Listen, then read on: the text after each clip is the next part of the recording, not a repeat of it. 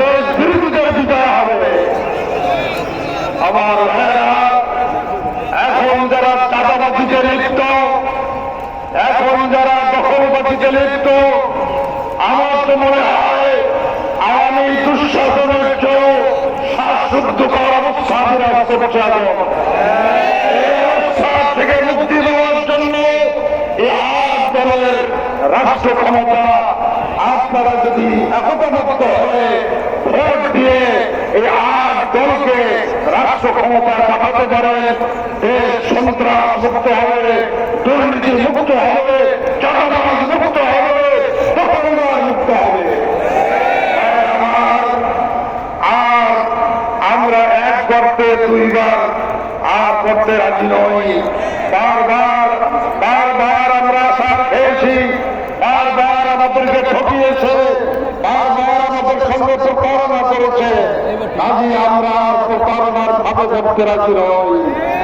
আসুন বর্তমান সরকারের কাছে, অন্তর্বর্তী সরকারের কাছে আমাদের দাবি, গণভোট, নির্বাচনের দিন গণভোট, এটা জনগণ মানে না, এটা একটা প্রতারণা ছাড়ার কিছু না। দিতে হবে, তারপর নির্বাচন হবে। জুলাইয়ের আইনি ভিত্তি দিতে হবে, ক্লিয়ার পদ্ধতির নির্বাচন, যাতে নমিনেশন বাণিজ্য বন্ধ হবে, কালো টাকা পেশি শক্তির প্রভাব বন্ধ হবে। এই ক্লিয়ার উচ্চপক্ষ নিম্ন পক্ষে দিতে হবে। এই দলের এই 5টা দাবিতে আন্দোলন চলছে। আমরা সরকারের কাছে আবেদন করব, যদি সোজা আঙুলে ঘি না হবে, আঙুল বাঁকা করতে হবে, আঙুল বাঁকা করো।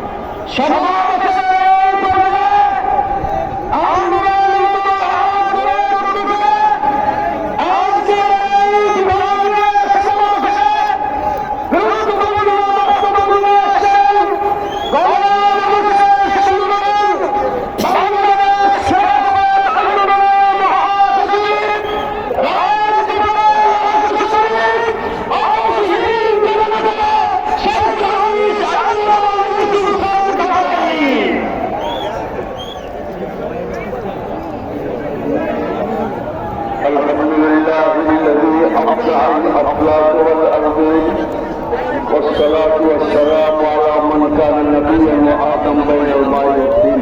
أما بعد، أعوذ بالله من الشيطان الرجيم. بسم الله الرحمن الرحيم. إن الحكم إلا لله. আজকের বিভাগীয় সমাবেশে এই সমাবেশের সভাপতি